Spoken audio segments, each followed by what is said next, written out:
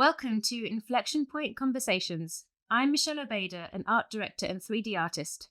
In this podcast series, I'll be interviewing experts in the field of art, architecture, and visualization. Together, we'll take a deep dive into the disruptive topics that have reached an inflection point in our industry. If you're enjoying this podcast, please take a moment to hit subscribe or follow and like or rate. This will help us reach more people and grow the community. Today, I'm talking with Nikos Nikolopoulos. Nikos has risen to the top of his industry as a creative director and educator. His editorials have appeared in Arc Daily, Design, and 3D World magazine. He's taught some of the world's top architects, designers, and visualization studios, including Foster & Partners, Make Architects, and many more. His unique cinematic approach to lighting is globally shared in the CG community through masterclasses, workshops, and live events. Welcome, Nikos.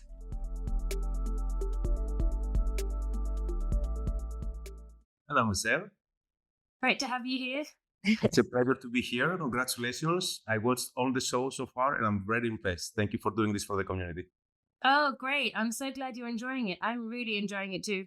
Just love having all these different conversations with people, and I hope to be able to continue it. So it's really cool. It's great. And you should keep going. Yeah, absolutely.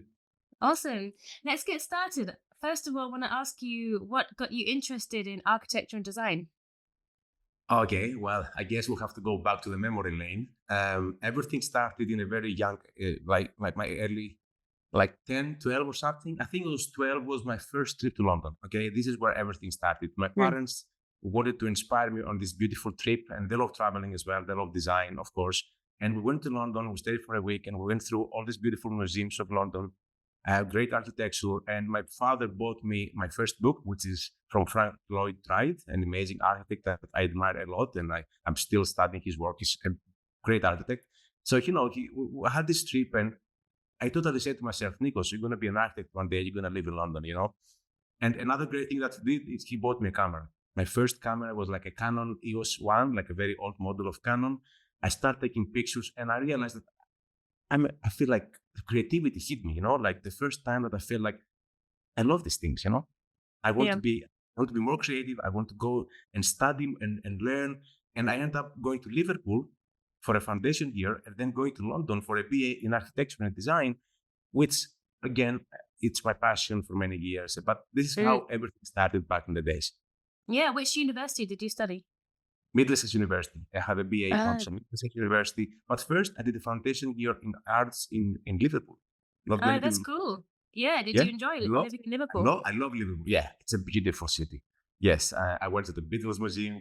It's a cool city, I have to say. Yeah, very cool. A lot of history there. So Absolutely. Tell me about the business Creative Lighting that you founded. How did that start? And well, what is it?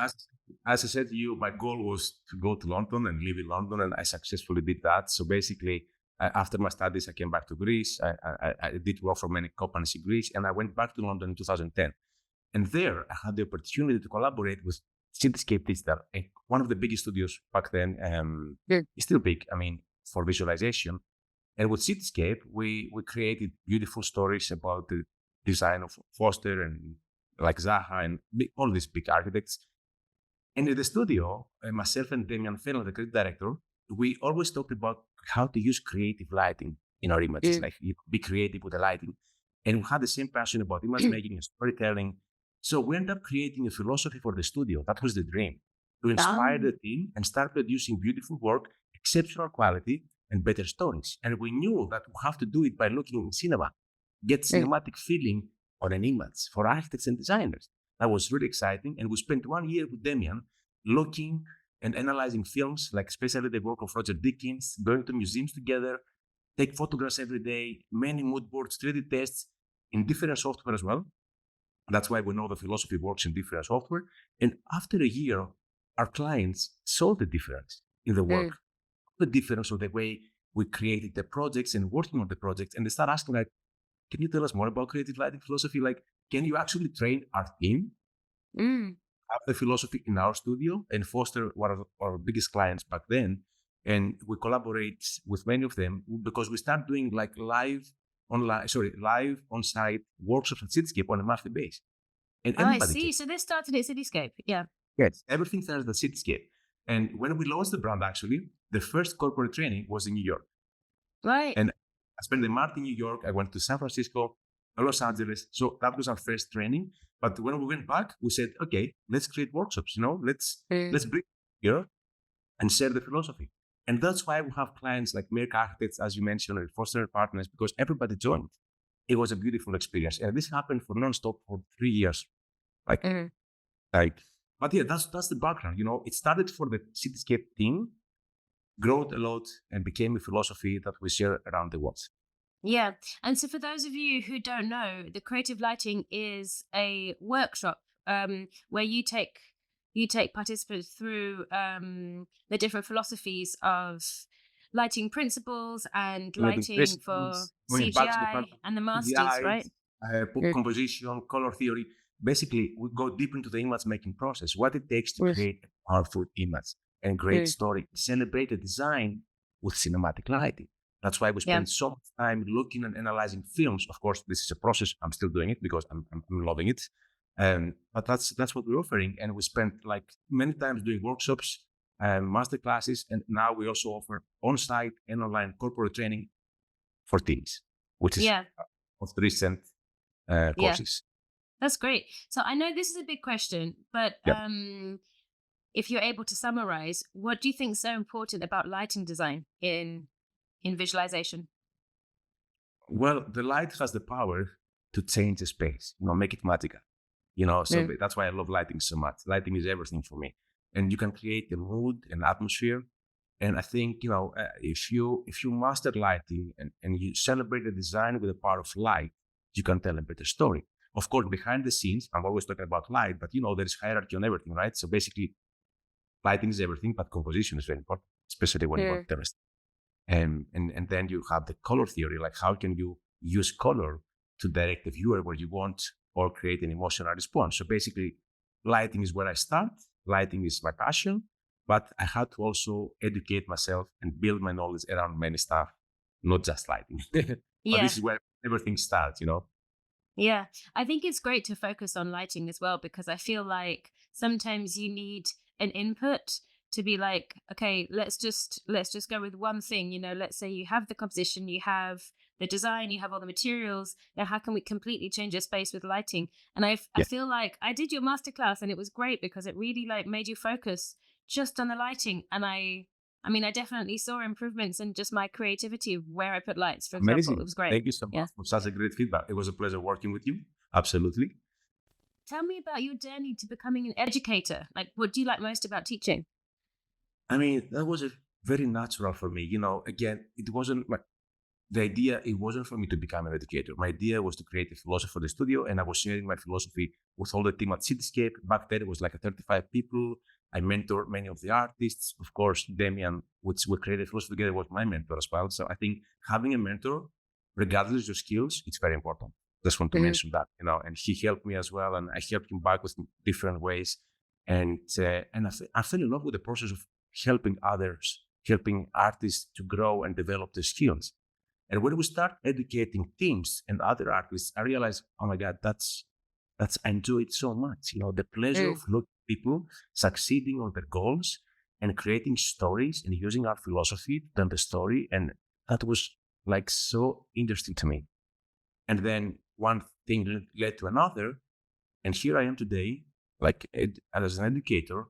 Of course, I'm still active in production because I need to always know the next big thing, what's happening around the world. So when my clients ask me for help in the production, I'm always there to help and support because I need to be active. As an educator, you always need to look for the next big thing, be active with the tools, like the image making process. You need to keep innovating over and over and over again. There's always something new to learn in all these areas, So that's why I fell in love with, as an educator, that's my passion to keep learning. I'm very curious about the stuff. I'm still taking pictures every day. I'm still watching films. And I believe that I still have a lot to learn. That's life, It's Yeah. something new. That's how you enjoy. It's something new every day. That's great. Do you feel like teaching people you're also in some way learning from them? Do you get like interesting questions that make you think differently, stuff like that? Every artist have different and unique problems sometimes, or a company or a studio. So when I'm doing analyzation of the process of the studio, there is such a beautiful questions that people ask me. And when you try to solve their unique problems, that gets me inspired and help me to think about more about the process and how can I help these people. And if I don't know the answer, I will definitely find the answer because again, it's passionate about looking and learning new stuff. And that's a cool thing, Yeah. You're like elevating one another in Yeah. one way. Yeah, definitely. I feel like even just every time I've worked in a different studio and worked with different colleagues, I've learned Yes. different approaches and different ways of thinking, and it's been Right. For so example, valuable.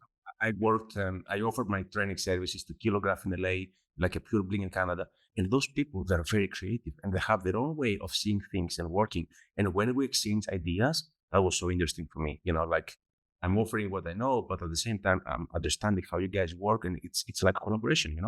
Yeah.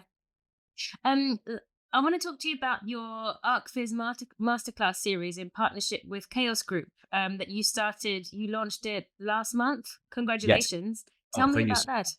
Well, as you can see, my smile as long as you mentioned it, that's super exciting for me. It's something I worked on for a while. Finally, we can work on a big audience. So basically, my partnership with Chaos, our vision is to inspire, educate, and unite the global cities community. But our goal is to help artists and studios all around the world to succeed in their work, tell better stories, master art, master lighting, and that's exciting because we can do it in a global audience. And the Mm. first masterclass series we launched last month, we had 2,750 registrations from 83 countries and such an amazing feedback from Wow, every at one time for one. in one time. Yes, I mean Wow, the that's second great. masterclass we have more than 3,000 now, but that was a great. I have a feeling it's gonna go more than 5,000. That's my feeling. But the thing is, that's a record for chaos and creative lighting. So I'm so happy we joined forces. The idea is to help them combine the creative lighting philosophy with the cutting edge technology of chaos. It's a great Yeah, partnership, great collaboration. And do you know what is cool about this as well? We tell had me. seen juniors, students, artists, lighting designers, photographers, creative directors. Everybody joined and everybody sent us a unique feedback. Like they all learned something new. Hmm. And that's so interesting to me because that was the goal from the beginning, to create a course that covers everything and covers all type of creatives, even a Hmm. painter, even a photographer, a lighting designer. They all give us amazing feedback. Yeah. And we're going to continue building on that idea. So it's going to be 8 masterclasses, just 8 different masterclasses. We're going to talk Hmm. about everything. Again, composition, color theory, realistic materials, post-production, Photoshop, how to use V-Ray, how to use Corona, how to get the philosophy in Enscape and Vantage. It's just crazy. I just love it so much. That's great. I feel like also, yeah, because your creative lighting theory um so tackles the basics quite a lot, like basic theory that you already know, but to put that in place with latest technology, especially to partner with Chaos Group, is making V-Ray and Corona and all of these different tools. You're showing people how to put that into practice in reality, which I feel sometimes is the disconnect. It's like, yeah, I know this is how I look at a painting and get this inspiration, and I know how I use these tools, but how do I put them together? Which is awesome Exactly. to put that together. So basically, we start analyzing even paintings and photography and films, and Mm. then we translate inspiration into knowledge, and we apply this knowledge back into the software. And that's why it's so interesting for many people from different fields to attend and see how we see things, how we do things as well. And if you want something exclusive that nobody knows, we're about to launch an art quiz workshop series around the world in different cities. I haven't said this to anybody yet, but it's coming next month. And the launch, we're also coming to Europe. So I will have the pleasure to see you again. And of course, it will be free for the community. Everybody can join. Yeah, so we'll have big plans for this year. Absolutely big plans. That's awesome. Um, is the industry community important to you? Absolutely. I think we all need communities. If there is no community where I live, my passion is to create one. So Hmm. basically, when I went to London, I need to thank this London community for everything they offer me. Yep. This is how I know, this is where I connect the best artists and studios in the world. This is how I know the boundary and recent spaces, all those big studios, because I was attending every single month for many years. And then I start helping and adding value and also presenting to 3D London. Simon sometimes was away and he asked me to host the event. I did it with pleasure. So basically, we need community to exchange ideas, knowledge, collaboration, support, elevate one another. And Mm. that's very important for me. So when I moved to New York, I was looking for a community, and I asked Nigel to create 3D New York. And she told me, actually, Nikos, you should connect with James Falconer because he's actually working on this idea. And we launched together 3D New York in May 2019 with Kim Lee as well. And you guys helped us on the way to continue the journeys because now I'm not in New York. So I would like to thank you as well for Elizabeth and Mengi for taking this story that we create and who started and take it to the next level. Because you guys, without you, it will be dead. And I'm glad to keep it going. Yeah, I'm James is glad to busy, I'm find out that busy. other people. Yeah, I'm so glad to find that other people really want this as well. I had a similar thing to you because I used to go to the 3D New York for many years, and then when I went to the 3D London, 3ds In London London, for yeah. many years, and then when I moved to New York, I also asked Nigel. I said, "Oh, Yes. you should make and he said, "I think you guys had already started it, but you hadn't started Yeah. the first one yet." And Yes. so it's interesting. I think people coming from London who are used to this community asking, "Where is this?" And I bet there's lots of other places like you started in Athens as well. Did the Athens as well with my business Mhm, partner friend Basilios Barzokas. So basically, yes, when I moved back to Greece after New York, I start missing the community. And the first thing mhm, to do is to actually create one. We have successful events. We've done like 4 or 5 so far, and we mhm. have a new one coming in February just for the new year. So basically, we need to keep them coming because that's how we all develop ourselves. We need to be on the same space, creative, sharing ideas. There's nothing more exciting about that. Yeah, definitely, definitely. And yeah, doing starting it back up again with Elizabeth and Mengi has been awesome. Um, so I have another question for you. How do you Yes, feel about new technology? Are you interested in learning the latest tools? So absolutely. We need we to touched on embrace this it. already. Hmm. Yes, we need to embrace new technology. And again, since as an educator, I need to be aware of what's happening. Like every new tool, I will test it and find a way to make it work for me or for my clients. So, for example, as you know, lately we have these AI tools that coming out like crazy. I think we have like 1,000 tools every month that coming out, which is a big number. There's so many tools out there.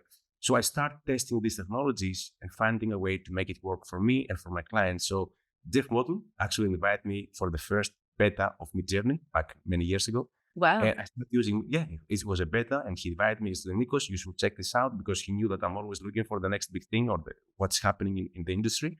He said, you should check this out. I start producing images, just learning how to prompt and just find a way to use it. I'm still using it for early development. So when I have an idea or a concept, it's great for me to see and test the idea. That's what I'm looking for when I'm using Midjourney. And I think that what is great about it is that I'm also adding it into my mood board. So basically, when I'm doing a project, my philosophy is always start with the photography, paintings, and cinema. This is the 3 areas that I'm always looking for a mood board. Now I also added AI. That doesn't mean I changed my workflow, but I added because I believe it's a great add-on into my toolbox. So now I'm Mm. also using AI to generate images. If I cannot find what I want on Google or Pinterest or Instagram, AI is great if you have a clear idea in your mind to get this idea and put it on a mood board. Mm. Yeah. Which AI tools have you used? Is it I mean, Midjourney? What other things have you tried? DALI, I'm very happy Mm. because now DALI is inside ChatGPT. I'm using ChatGPT daily for research, which is absolutely amazing. But then Mhm. you can also use DALI inside ChatGPT to generate images. And it's great because it does something different than Midjourney. Midjourney, especially with the latest version 6 alpha, it becomes more and more realistic. But if you want something more concept, I think that DALI can do a great job and very, very quick and easy inside ChatGPT. So I'm also using that. I also like Adobe, like Generative Fill by Mm. Firefly. Also, and I think the second version coming out, which I'm looking forward to test as well. It's in beta testing at the moment. Um, this is the main tools. I also tested Stable Diffusion. This is my toolbox, and Yeah. this is what I'm using. As I said to you, it's just tools. I love them. They're very inspirational to me. Um, and I think that I will keep also looking what's coming, every new version. Midjourney is growing a lot, and I do believe also that there is some art in the prompts. It's helping me to be more to play with my imagination. I Hmm. always have it.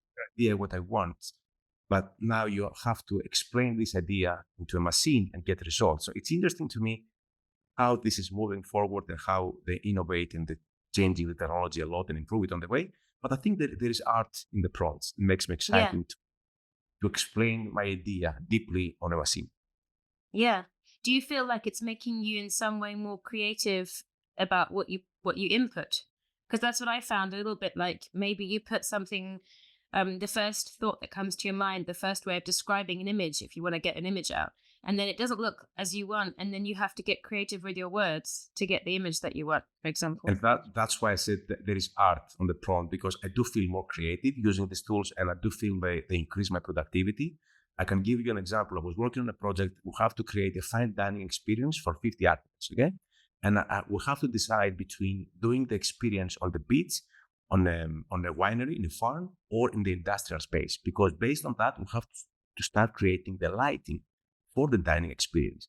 And I look around, and it was hard for me to find images with 50 people in a long table, dusk, warm lights, candle lighting, and then I have to get the atmosphere in 3 different locations. So I spent so much time looking for the images, and then I realized, you know what? I think it's time for Midjourney. I went to Midjourney, I described exactly what I want, what I have in my mind about the atmosphere and the lighting by explaining the location, the time of day, everything. And the first result was like, oh my God, wow, that's exactly what we need. We present to the client, and the client, it was easy to understand our vision. At the same time, it was easy for him to decide which location is going to work best for him, because everything was clear. And sometimes in that case, at least for me, it helped me to create faster mood boards than before and more creative than before, because based on the results, I start using more iterations, and then I have some extra ideas. I can edit the prompt. It's a collaboration, it's a beautiful journey, What do you want to see AI tools help you do in the near future? What would you like to see that they can't do just yet? Yes, I think I'm missing some extra control. I feel like it's a collaboration, of course, but sometimes I don't have control to go exactly where I want. So I wish I can have more control. I wish it can stay closer to my references. It can maybe give me some extra export of something. Actually, I wish Midjourney can do video as well, but I think it's coming. I wish they can be more advanced and help us to have more control over the image. And that's why I'm saying it's a collaboration, because it's definitely our idea. At the same time, I don't think I have full control of exactly what is happening. And that's a bit annoying, which is fine, because we're still new to this. And, and they don't always bring new features that help us to go closer to our concept. I can see the latest versions, they have some extra controls, which is great. And hopefully the more controls we have, the better. Yeah. Yeah, definitely. I understand that Midjourney was sort of made not to be completely art directed, but which is almost like is very difficult for image makers like us when we want to sort of make as much as possible. But I think that there are other tools that are coming in the way that do it slightly differently, especially like Stable Diffusion and other control net ones. I haven't deep dived into them so much, but I've seen results. But by watching your episodes inspired me that now I feel like Stable Diffusion actually can give you, it's maybe more technical, but can give you better control. That's what I feel by looking on these great people that you've had in the episodes so far. Yeah, Hassan was taking me through the process a little bit, and also Brian Kelly, and he was showing how you use this process to actually refine the design from the design stage. It was so interesting. It made me realize A, all these things are possible, and B, it takes quite a lot of learning to get there. Definitely. It's not a 2-click situation. Well, it's interesting, all these kind of tools. I think we have to experiment. I think the future is going to be the artist plus AI, not just the artist, definitely not just AI. AI needs our creativity, our ideas to start produce something. So I think an artist plus AI is going to be the future. And I don't think AI is taking jobs away. I think AI is just changing jobs, like changing the way we work, the way we think. And the task that we do will definitely change over time. It's already happening, but it's exciting. And the more we experiment and collaborate with these tools, I think the future is bright for everybody. Yeah. So tell me about storytelling. How do you look to storytelling to improve your creativity? This helped me a lot when I start looking on films with a like on a daily basis for 1 year. That was the goal. This To is watch what a I did film every day. Is that every the day. idea? I watch a film every day for 1 year, especially the work of Roger Dickens. This is how everything started. I went to IMDb and I watched all his films twice. You might ask me why twice. When you see a film, don't lose your eyes. Stay on the story. Don't think anything else about the story. Connect to the story. If next day you wake up and you're still thinking about the lighting and the mood, it means the film inspired you in a way. Okay, so you have to see it again, and this time you have to pay attention to the light, the composition, but not the first time, because the first time is all about the story. You have to engage, move by the story. So I start doing this process of analyzing films on a daily basis and watch them twice, maybe third time, depending on the film. And then I start having masters like Emmanuel Lubezki, like Tarantino, all these great people, Martin Scorsese, Inarritu, Alejandro Gonzalez. Like all of them inspire me and teach me storytelling in a way. Mm-hmm. And do you know how Tarantino started as a storyteller? Did you know that he never actually studied everything? He was working on a video club and watching films every day for years, and that helped him to create a taste on his own. I mean, that's inspiring. By watching films, you become a storyteller. Of course, it's inside you, definitely. Mm-hmm. I'm sure Tarantino had the skills waiting for him to grow and be developed. But by watching films on a daily basis, he started producing some of the best films in the world. Yeah. That's how I did the same. I started looking at films for 1 year on a daily basis. And I think this helped me to build my skills. I find my masters. I follow them on social media. I follow them. Like Roger Dickens have a first book out. I bought it straight away. And this is one way of building your skills. There's many other ways. This is my way. Mm-hmm. So I recommend it to everybody. Just watch films twice. Go back to analyze why they use the lighting that way, why this color, why they create this kind of composition, what they're trying to say, what's the story about. Connect, learn, and translate inspiration into knowledge. This is the goal. Yeah, I was just going to ask you about that. I love your passion for inspiration and I guess references. Like, do you think it's really important to to know who you're influenced by and to sort of go towards that?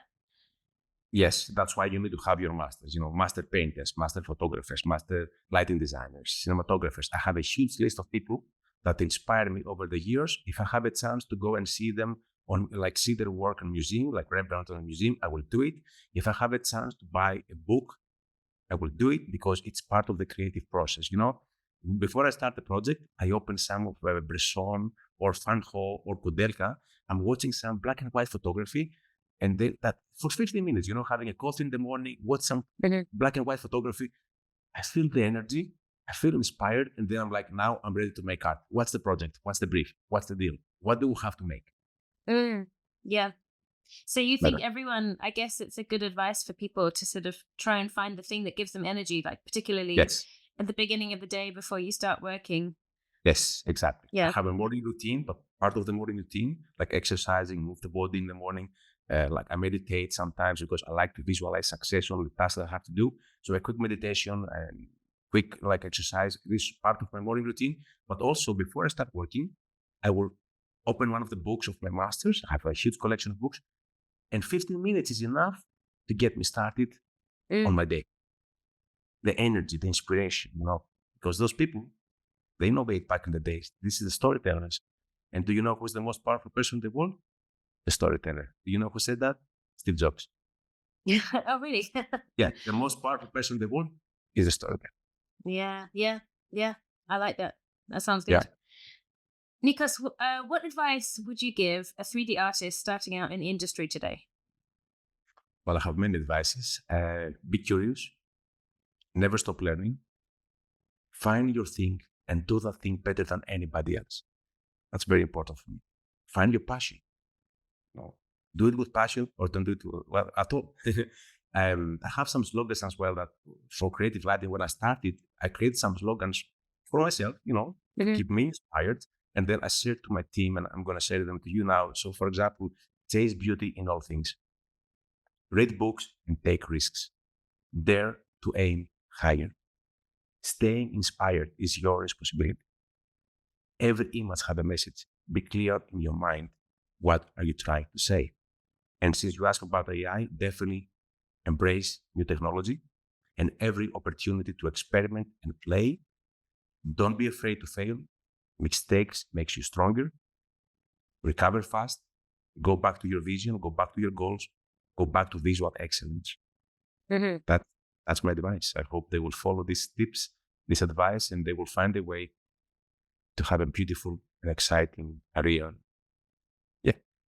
That's great. Now I have an extended question, which I think is quite important, especially as you Yeah. said that people of different levels of experience have been coming to your masterclass.